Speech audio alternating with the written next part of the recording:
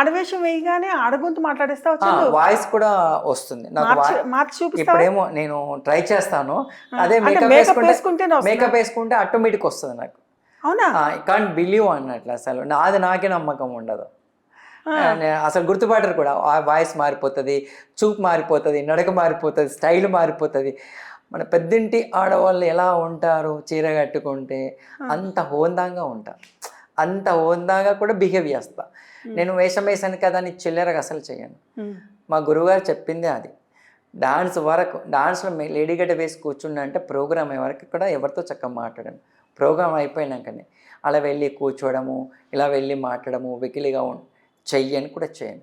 Heart అంటే ఆ కళ మా తల్లి నా ఒంటిపైకి వచ్చినప్పుడు నేను నా సిస్టమ్నే ఫాలో అవుతాను. ఎవ్వరు ఏమన్నా అనుకొని నా ప్రదర్శన. ఇప్పుడు ఆడవేషం వేసావు నువ్వేంద్ర ఆ టైపా ఈ టైప్ అని గేలి చేసిన ఆ వాళ్ళే నా పర్ఫార్మెన్స్ చూసిన తర్వాత ఏంద్ర నీలో ఇంత కళ ఉందా అని